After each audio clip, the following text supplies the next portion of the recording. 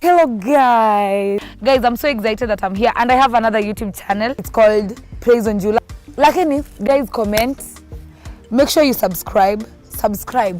Ukikosa kusubscribe, kushare na kulike, unaacha kukuwa my amor, my love.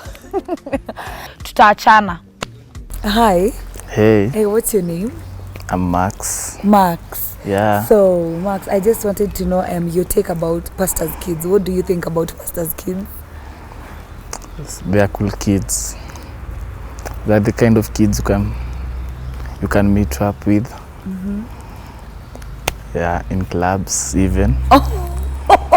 They're always kind of devilish. Oh my God.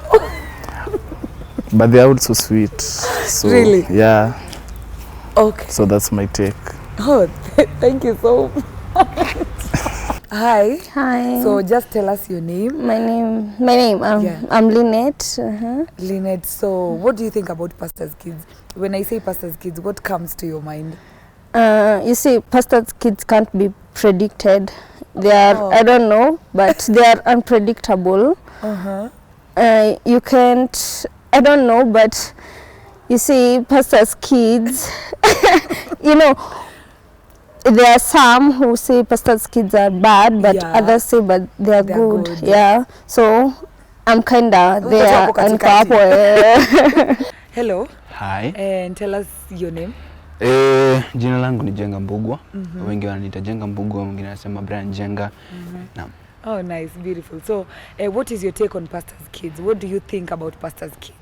Pastors' kids, you know, when talking about kids and of course pastors' kids, we have to take a look at both sides, like not being objective. There are some who think since they are born in a pastor's family, they think that they are born again. Born again, yeah, you very see, true. You see. Yes. But there are some who know I'm a pastor's kid, so I have to act accordingly. Yes. These who think they are like they are born again, those are the ones you'll find, maybe let's not call them so bad, they are kind of demagogues. And of course, it's a cavernous field to look at. Hello guys. Welcome to Dine with Onjula. Of course, a very beautiful talk and everything. We do everything inside here, and I'm actually excited that today I'm hosting my friends. I'm hosting my fellow pastors' kids, and that is what it's all about today. So before we begin with the udaku juu tuko na moshene ile kubwa. So before we go into what we are going to talk about today, I just love them to introduce themselves and the ministry which their parents serve under. So that is okay? So we start from the other side. Okay, thank you. I'm Catherine Kanini from Deliverance Church Isile International. So my dad there, Reverend Philip Chelile. Nice. I'm Brenda Wanda. My parents minister at Voice Ministry International. My name is Alice Wangare, and I'm saved. And Very important. My father serves under an Anglican church, Nakuru. It's called St. Peter's. Wow. Samson Kamau hapa Yeah, so my dad works as a deacon at AIC African Inland Church. Okay. I'm Ruth Mutungi. My father works with the African Inland Church in Makueni. Oh wow, sit kona county zote hapa ndani. Yeah, this is beautiful. And finally, I'm Praise on Jula, ule msichana wenyu. My dad is a bishop and my mom is a pastor at Sanctuary of Truth Center Ministries, Lakisama, Nairobi. Sindio? Sasa hata kabla tuende, I was interviewing some guys. Nimepatana tu nao kwa barabara randomly, and I was asking, what do you think about pastors' kids? You know this one guy ameniambia nini? Ati they are devilish. Imagine. Mpaka hata sikuwa na reason ya kumuuliza mbona amesema hivyo. Nilimuuliza, so what do you think about pastors' kids? Ati pastors' kids, they are very evil, they are devilish, they are the ones we meet in clubs and I was like, wow. But part of that statement is true. Don't you think so? Yeah, I kind of believe it. Yeah, we have some of us, I mean pastors' kids. Yeah, some of it's like influence from other friends. Yeah, very true. But it's very true. But hapo kwa influence, it's very difficult for a pastor's kid to actually handle being around friends who do not really accommodate the salvation thing and the friends who are really saved. So kubalance katikati inakuanga very difficult. Have you had an experience? Yes, in bold. Some, yes, in bold, some. I believe that it depends. You're bringing up your like your background. Yeah. From where it depends from where you came from, how you took up you being a pastor's kid, and how it influences you in different levels and capacities. Because for some of us, we are not devilish. We are not. I know. Hata mimi niuma. It depends. There are those of us who will feel so enclosed in that shelter of being a pastor's kid. And once you get the freedom, you're like, out of that shell in Dubai. So I believe, meaning I want to, underline bold.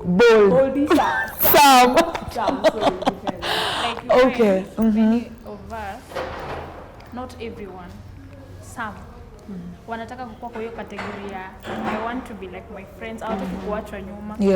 Yeah, true. Unapata una feel like acha nifanye vile wanafanya wasione like there is something different in me. Different, so, very like, true. You want to do it. So you find us wengine ni that influence nimesema. Allow me to say something. The Bible says bring up a child in the way they should go and they shall not depart. Very true. Sometimes, most of the times what happens, as much as we may deviate from this right path that our parents have brought us in, there will just come that point. You will remember. Yeah, you will. Teaching. That reminds me. I have a friend of mine who is a pastor's kid, and we are actually in the same gang back at home. Lakini yeye ni the total opposite of us. Yeye kama ni kukunywa ndio yeye, kama ni kudunda ndio yeye, kama ni kukua mahanyo ndio yeye, you know. So we are like, tunamwambianga, I won't mention the name just for kufunikia.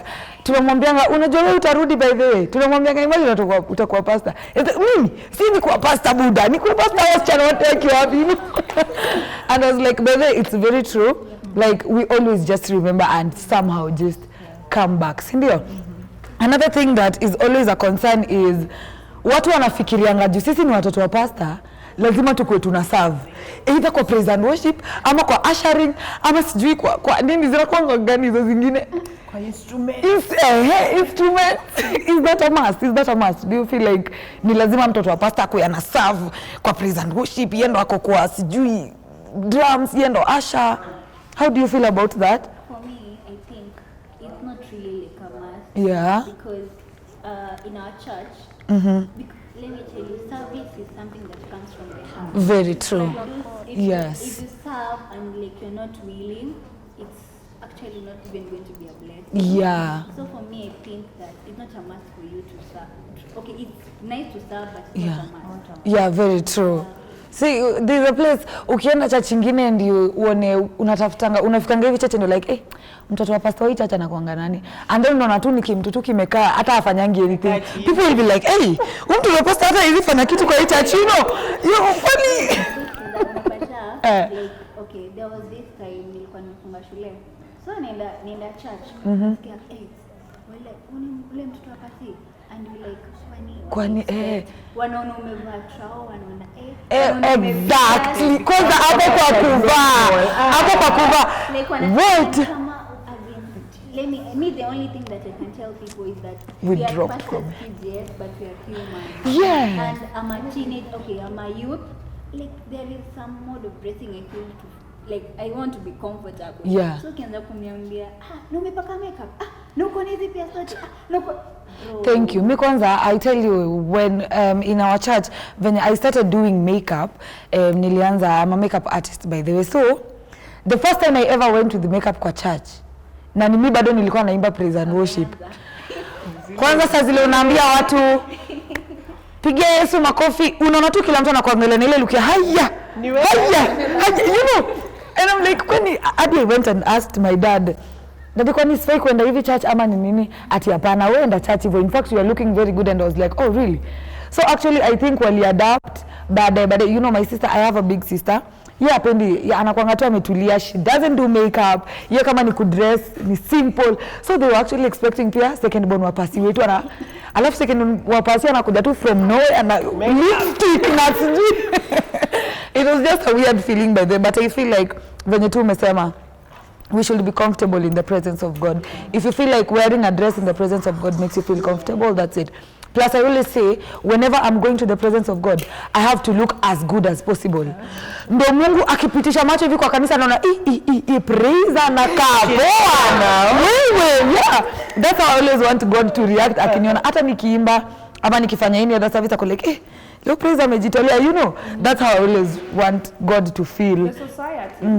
The society. Will always have something. They will always, yes. Good or bad, and trust me, majority of it is always negative. Negative, very and true. So when we get out there as the pastor's kids, you know, bishop kids, and we are singing and everything, they will always have an eye, a mental eye that they will treat us with. Yeah. And so in one way or the other, we just have to adapt to that. But at the same time, don't let it get into you. Because once you let it get inside you and you get affected or intimidated by what they say or what they perceive, then that's when everything will just utakuwa unasema after all let me just this is what they think of me. I even think her point is correct. Yes. You might find someone like ako willing to serve, ako willing kufanya everything na church, but because ako na dready, because anapenda kuvaa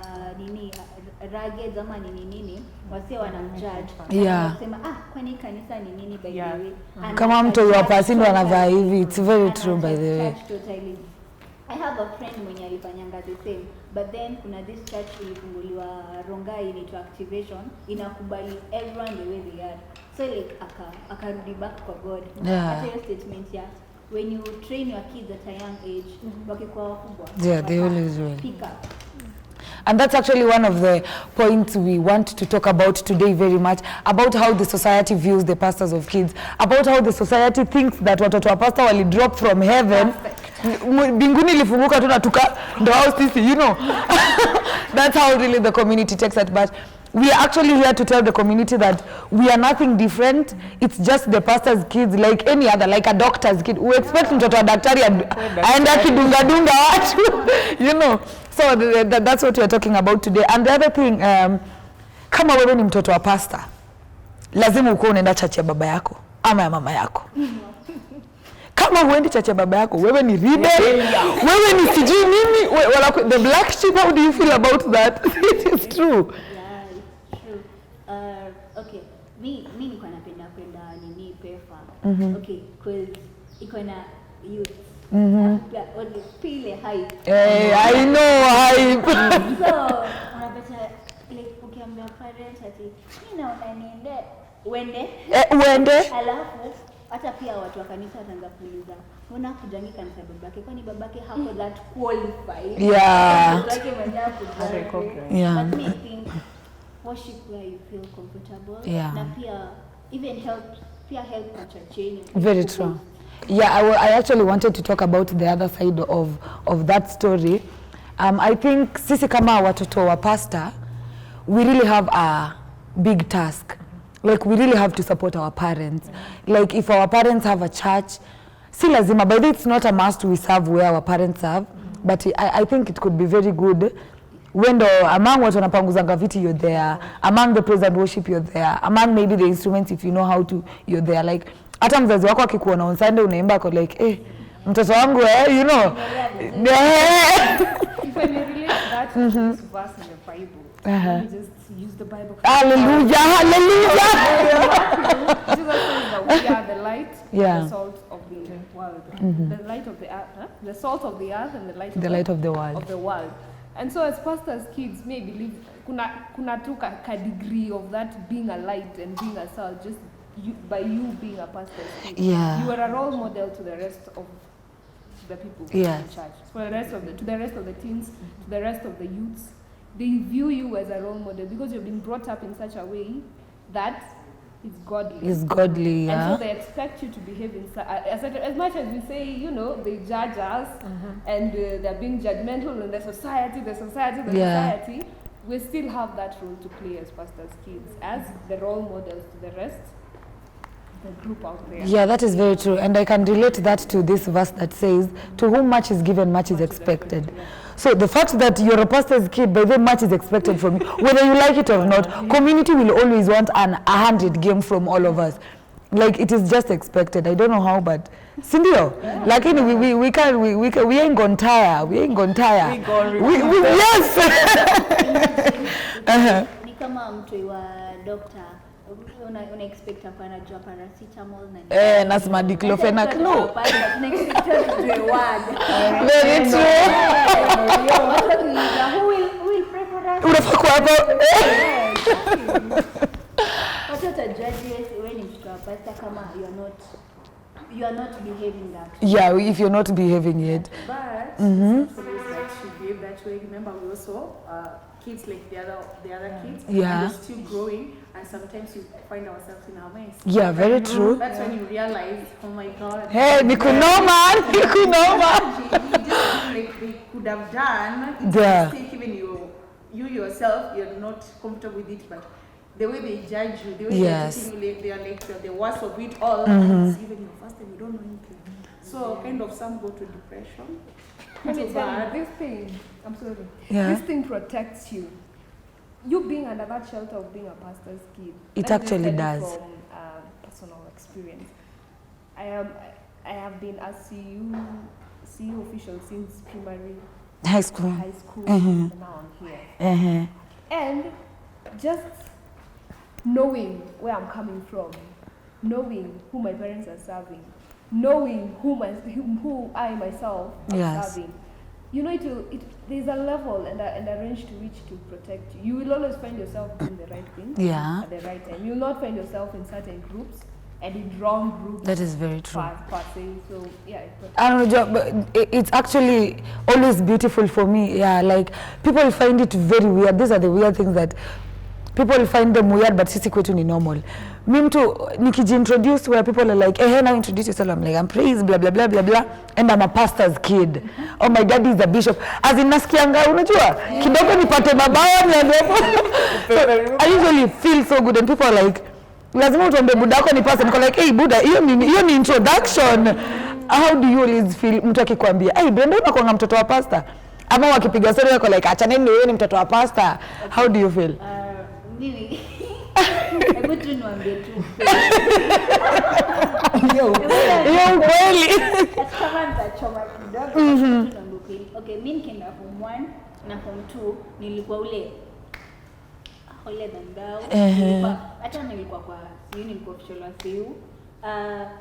Kufika form 3 hapo form 2 mwisho.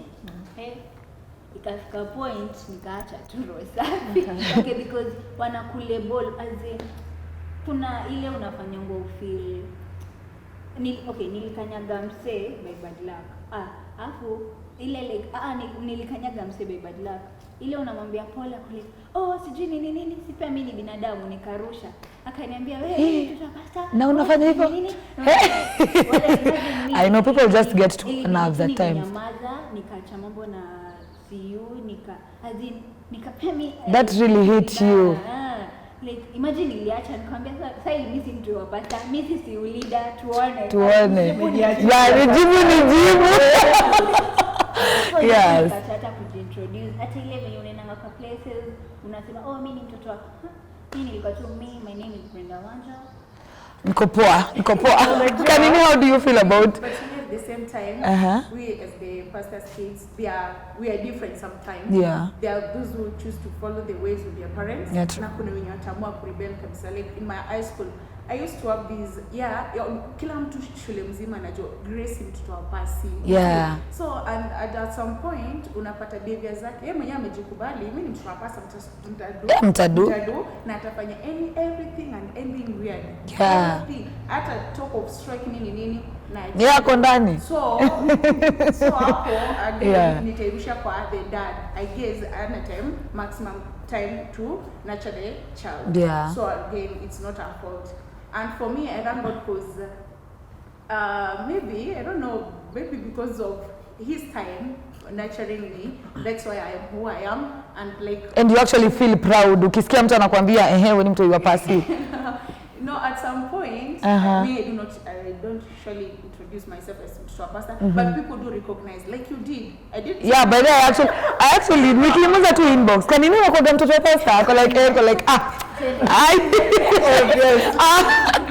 don't know how people recognize it to us that I don't know. But as the kids, people have to choose their own way. I realize it's not that because our parents are saved that you must be saved. Yes, it's true. a conviction that comes from inside of you. Yeah. So whether you want it or not, even towards Christ, it's not a must to be saved. Yeah. Salvation is personal. Yeah. So about viewing or not viewing, it's too bad. Kama mtu anaweza kutuita shetani. I know, but you know it's actually the view. It's a view, yeah. And you know it's not the normal society. The normal society normally highlights the bad things. Of course, we can talk about very many good things about pastors' kids, which are there. Watoto wa pasi tunafanyaga vitu poa poa. That's one I can confess. Lakini you see, the normal society always highlights. Don't let him ukiangusha tu glass hivi ndo hiyo. Kuna kuanga na hii what I really hate. And in fact, I think that's one of the factors in inafayanga mimi I always hold back kwa kukua identify as mtoto wa pastor. Ile like huyo mtoto amefanya mistake. Like babake ni babake I know how they relate me and my dad. So mistake ni yangu. It's my personal mistake. Why should my dad come in with me? So in a messy situation, so ukikuwa mtoto hapa si ule alifanya nini na nini. So like you know the mistake. Hata mimi hapo nimemfeel. Hata mimi nimemfeel. Alice, what's your take about mtu akikwambia Alice wewe ni mtu wa pastor? Allow me not to comment on that. But let me just say something to pastors, to our fathers and our mothers, the reverends, the bishops, the evangelists, and the intercessors and the intercessors. Find time. The first church you will ever have is the family. Is family. True. The first church you'll ever have is the family. Before God gave you that big church, congregation, big congregation, and those mics and everything, He gave your family. Yeah. And the reason as to why so many pastors' kids, as you're terming them, are falling and mashitani guys. I know. So, okay. For you, number one church. Yeah, which is the family. And then slowly by slowly, you'll find even yourself coordinating the congregation better because you're focused on the basics. Yeah. So yeah.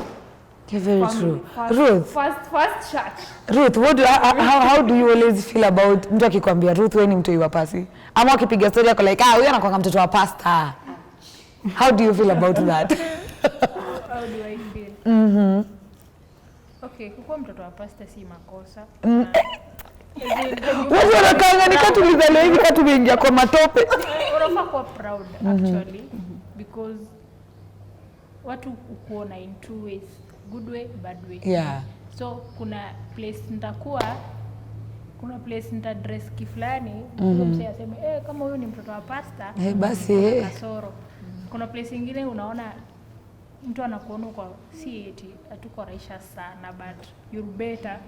So like kukuwa mtoto wa pastor unapitianga challenges mob sana. The first time ukijulikana ni mtoto wa pastor, all eyes ziko on you. So very like, true. Ukifanya makosa ukifanya hivi so na baba yake mimi kwanza mama yake sipendi kujajiwa eti mimi ni mtoto wa pastor. Hakuna mwenye upenda by the way. Something terrible to that person. Like kwangu siwezi bishana na huyo mtu but I'll just keep quiet and go. But for vile sana zaambia outsiders sisi tu ni kama wao. We just like them. You're not different. Kuna feelings kama wao. So ni kama tu venye mtu anaweza kuwa mtoto wa daktari. Mtoto wa pastor amfai kufanya kitu fulani. At least sometimes ina kulow your esteem. Unapata una feel sifai kusema. Eti ninakuja hapa nisema I'm Ruth.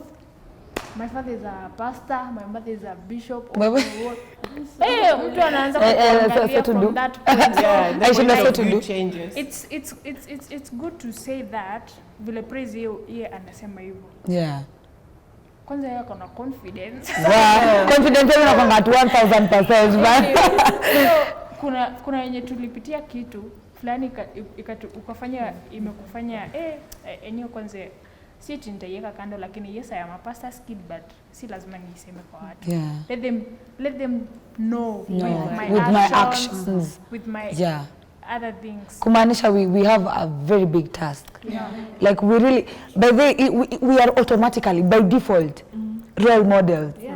Kama wewe ni mtu wa pasi, hata kwanza wewe kwanza hapo wewe ni influencer. Influencer ni mtu yote akona followers. Uko na followers. Watu wa Sunday school ya church watakuwa like kanini mimi nataka kuona kanini mimi nataka kuona, you know. So you are a role model, upende usipende. Another thing, as we complete our show, watu wanafikiria we are being pushed to go to church, to know how to pray, to read the word of God, to embrace the name mtoto wa pastor. Are we being pushed? No. No! That's a no! We are not being pushed. Iko hivi. Yes. Unaona, like your father, umesema we must, as in, see we must, but tunafaa kuenda kwa church yenye budako anaenda. Yeah. So like, wanaona mamako, babako wako hapo, so they think, they assume kila mtoto wake anafaa kuwa hapo. Hapo ndani. Na wakikosa kwanza wakupate saa ndio uko place. Weird. Rebellion. So we are not, I just wanted this to come out clear. Guys, we are not being pushed to do whatever we are doing as pastors' kids. It is coming, personally, it always comes from the deepest part of my heart. Kama ni praise and worship, I sing from the deepest part of my heart. Kama naambiwa praise ebu tuombeshe, I do it because I know I really have to do it. And then salvation is, I think salvation is personal. Babangu, I remember my sister aliokoka before me. So everyone was like, watu wanakuanga wameokoka. Si sister yake ameokoka. Na mimi nilikuwa naambia mimi sijaokoka. Before niokoke niliokoka 2012, date 25, nakumbuka ilikuwa 12 am. So kila mtu ako like ameokoka. Mimi nilikuwa nasema sijaokoka. Juu sikuwa nimeokoka honestly. Don't think. So after I got saved, I was like, sasa nimeokoka. You know, sasa nimeokoka. Now on to our last question. Yenye lazima nyinyi wote mnijibu, and this is very personal. This is very personal. So, would you want no to be married by a pastor?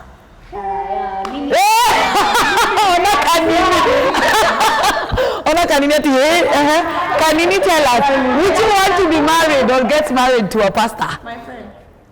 You don't want. Me, I will support pastors. But not in your family. I will support their work. I will visit them. I will do anything for church. But for my honey, my husband, we are for your honey, Jehovah. Hey, what is love? You see, I've seen this thing in our home. Yeah, my dad being a pastor, you see, most of the time, like, the church members, they are so friendly, and most of the time, they spoil our calendar. Like, they don't have time for coming, they just jump in. By the kama kwetu hata huwa tufungi gate. Mimi hadi nasema kwetu mwizi akaweza kama by the tunaibiwa. Utafunga dakika kidogo. Bishop yuko. Mama yuko. Acha nini na hiyo gate. And nilikuwa nakuja kumwona. And again, seeing at the tax that my daddy is doing is so tiresome. Like, he's carrying like all the members of the church. Hata saa 4 usiku, pastor sijui mbona ngomefanya. They don't switch off their phones. The family, we need to be with our dad. It's our time, and like it's 1 a.m. Me, I love the work they are doing. If they have their heart, they can. But for my husband, no. Brenda, what about you? Me personally, hallelujah. Oh my God. Big time. Pastor tayari anajua Mungu. Hata mapenzi definitely kuna venye binadamu anachanga kupenda kidogo kwa labda umemkosea. Yeah, of course. Because he's a Christian and a man of God, bado ile love anambwa hata kama love ya human imeisha, love ya God bado iko, atamkumbusha you should love your wife and yeah. So meaning pastor zenye kwa nje na tabibi. Ndio huyo, please namba yake nitaweka kwa description hapo chini, namba ya Brenda. Yes, let's first hear. motive yake ni hata kama watakosana, huyu ni pastor bado atanisamea. My friend, they are also human beings. They are human beings by the way. Mimi ningetaka like there is that. That's very true. I want a man of A man of God. Mwenye akiitwa kwenda kuhubiri, you're there with the Bible. Mimi napenda tu vile mamangu kwenda akaenda kutoka jasho. Hapo tu. I know. Lazima mimi nifanye hivyo. Ali. Mimi, I am a woman of God. Hallelujah. And so there's no way. There is no way. No particular way. No possible way. That we will live under the same roof with someone who is not, you know, A man of God. Hallelujah. And so yeah, I believe that God has a great plan. And Yes. if it's in line with His will that I end up, you know, married to a minister, then that's the way it shall go. Wow. Sam. Bibi yako ndo ule pastor sasa wasi. Okay, kwanza sasa mjue mwenye na date ni pastor's kid. So obviously Guys, sitaweka namba ya Sam kwa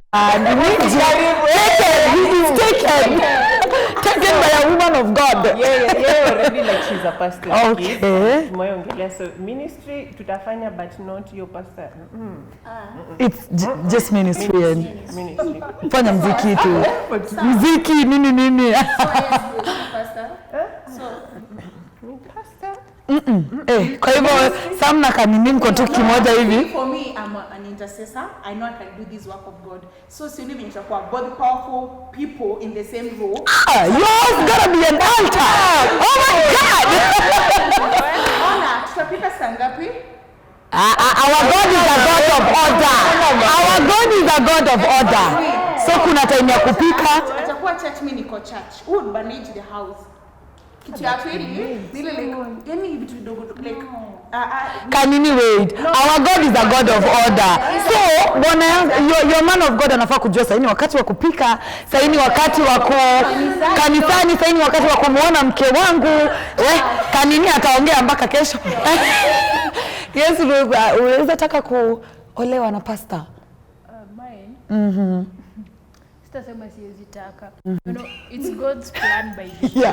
Anaweza kuletea bishop. Nikisema nataka kuolewa na maybe alikuwa amepanga nisiolewe na pastor. Si ni hivyo. So it's for me ni Mungu tu. Yeah, so wewe uko poa. Sawa. Akisema usiolewe na pastor? Sawa. And for kanini vile anasema iti true powerful houses. Exactly. Like I have my uncle. Niko na uncle yangu. As in, yeye ni reverend, bibi yake si ni lecturer kwa church. So bibi yake anakuanga supportive ever. Yeah. Kwanza ana act kama pastor mwenzake. Nice. And ina motivate, unapata ako like I have strong family, niko na bibi ananikea. Lakini vile praise amesema our God ni God of order. Yeah, so your plans na kama nyi wote mtakuwa pasi, nyi wote kuna shida. But from experience you don't wanna. For me can ya pastor's wife na pastor ambao ni couples wakiombeana. It's actually very beautiful. It's very beautiful. Kwanza mimi wacha juu ya hiyo beautiful, me I'd really want to be a man of God because I know I am growing to become a very powerful minister. So like unasimama hapo and like, and I came with my husband pastor like, oh Lord of the yeah, so I'd love, but God's plan. God akiamua nipe pasi iko sawa. It has been a very beautiful session. I think tunaweza kama tuongee. But I think we will do an episode 2 of Pastor's Kids, which is very amazing. Kwanza hiyo siku ya kuolewa na pastor mimi nifurahisha tu majibu ziko hapa tu nje. Mimi no. Hata mimi I have friends who say, pastor ni area olewe tu na kimbaba tu fulani kilipata naye kwa klabu mahali and life goes on. Thank you guys for tuning in. Thank you for watching till the end. We are Pastor's Kids, very proud by the way. We are, as you can see, this is what tumefurahia kuwa hapa. And this is Dine with Njula. Onjula. I am your girl Onjula Praise. Please make sure you subscribe, make sure you like, make sure you share, and hit that notification bell so that when we post any of our content, you get it. Pap mara hiyo. I think I'll see you guys next time. Tutafanya Pastors Kids episode 2. Ndio. Ndio tuongee tena. I think director wangu ni mtiaji guys. Anataka tu tuongee hapa tu. Director Peter Mwema, but mimi nitakuvuta kazi. And Brian Jenga, Peter Mwema, and all of you guys and everyone behind cameras. Thank you so much for being a great help. And it's a bye-bye for us.